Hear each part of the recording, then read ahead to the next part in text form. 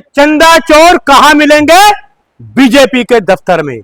चंदा चोर कहां मिलेंगे? बीजेपी के दफ्तर में। करोड़ों का दफ्तर बनता है, आलीशान दफ्तर है इनके, वो सारा मंदिर का पैसा है। चंदा चोर कहां मिलेंगे? बीजेपी के दफ्तर में। आज श्रीमती प्रियंका गांधी जी ने संसद में वो गूंज उठाई कि चंदा चोर कहां मिलेंगे? बीजेपी के दफ्तर में। विपक्ष के लोगों ने आवाज उठाई। लोग कहते थे आज सड़कों पर विपक्ष है, मोदी जी घर पे हैं, विपक्ष सड़कों पे है, राहुल जी सड़कों पे हैं, प्रियंका जी सड़कों पे हैं, खड़गे साहब सड़कों पे हैं, सब लोग सड़कों पे, अखिलेश यादव सड़कों पे है, लेकिन मोदी जी घर पे है, अमित शाह घर पे है। मोदी जी देश हित में काम करते हैं, देश हित में काम करेंगे। चंदा चोर कहां मिलेंगे? बीजेपी के दफ्तर में। कहां गया वो चोरी का पैसा? ये देखिए क्या लिखा है, राम मंदिर में करोड़ों का चंदा, श्रद्धालुओं की आस्था के साथ धोखा, चंदा खाकर मौन साधे बैठे हैं ये लोग। कौन है ये लोग? मोदी जी। अरे सुन लीजिए, ये मोदी जी, चंपत जी मौन धारण किए हुए हैं, ये आपके मोहन भागवत जी। कहाँ ये पैसा चोरी का? कौन? अपने मुंह में मिट्ठू बनना, एक चोरी ऊपर से सीना चोरी। अरे आरोप कहाँ साबित हुआ है? अरे आरोप साबित हुआ है, सरकार इनकी कोई आरोप जांच इनकी सामने आई कभी? पुलवामा की जांच सामने आई, पहलगांव की जांच सामने आई, दिल्ली की जांच सामने आई, डिप्टी मुख्यमंत्री चले गए उसकी जांच सामने आई, जनरल रावत चले गए हेलीकॉप्टर में उसकी जांच सामने आई जांच सामने, उरी की जांच सामने आई। भाजपा के कई नेता कह रहे जो श्रद्धा से पैसा दिए थे उनका पैसा चोरी नहीं हुआ है। अच्छा, तो किसका बार कहाँ चला गया वो पैसा? और 200 चांदी की ईंटें कहाँ चली गई? उनका चोरी नहीं हुआ। अरे सुन लीजिए, 200 चांदी की ईंटें कहाँ है? कहाँ है वो चांदी की ईंटें? बिजनेसमैन ने कहा, मनमानी साहब जो सिंधी एसोसिएशन के अध्यक्ष है, सिंधी समाज है, उन्होंने 200 चांदी की ईंटें दी, वो कहाँ है? चंदा चोर बीजेपी के दफ्तर में मिलेंगे। चंदा चोर कहां मिलेंगे? बीजेपी के दफ्तर में मिलेंगे। प्रियंका जी को सलूट करता हूं, राहुल गांधी जी को सलूट करता हूं, खड़गे साहब को सलूट करता हूं, अखिलेश यादव को सलूट करता हूं, विपक्ष के जितने नेता हैं उनको सलूट करता हूं। चंदा चोर कहां मिलेंगे?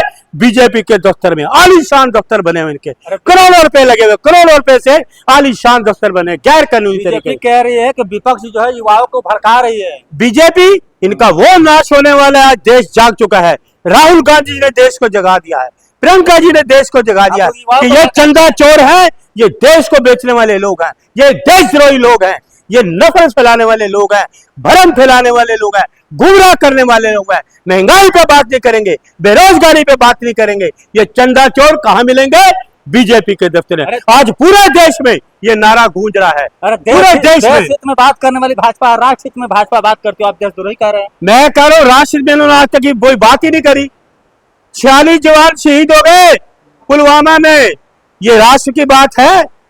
राष्ट्र जो आपके रक्षा मंत्री हैं संसद से चोरी से भाग जाते हैं, पीछे से भाग जाते हैं, संसद से पीठ दिखा के भाग जाते हैं, राहुल जी पैर रखकर सदन, मोदी जी भाग जाते हैं।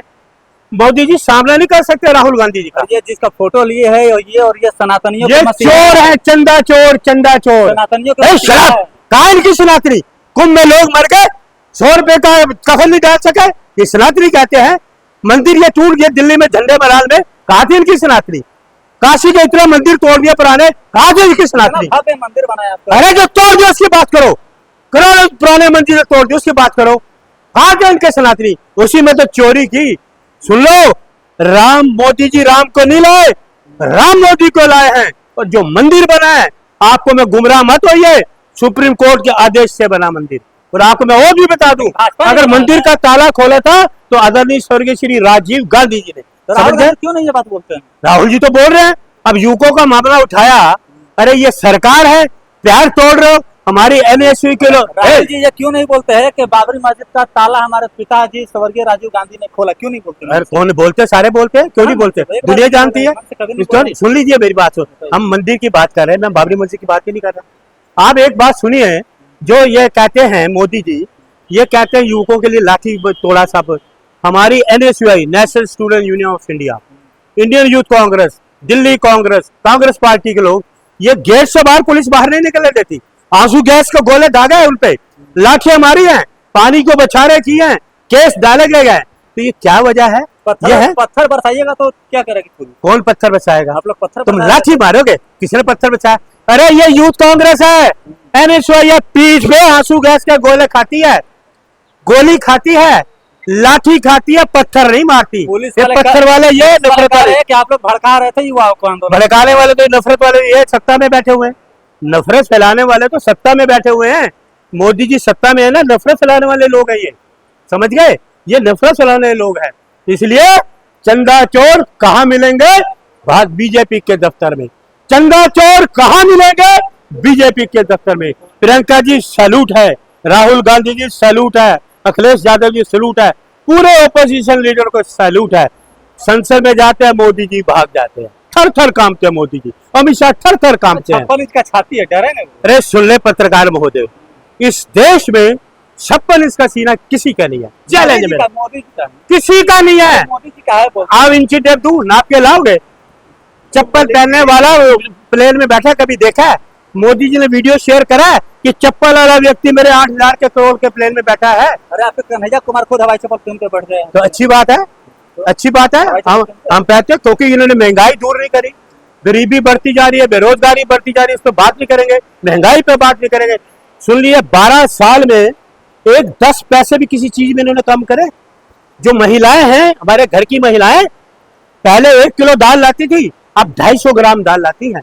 ये फर्क है कांग्रेस और बीजेपी के फर्क। वो लोग कह रहे कमाई भी तो बड़ा, इनकम भी तो बड़ा है। कौन सी कमाई? तुम्हारे जेब में कितने पैसे हैं?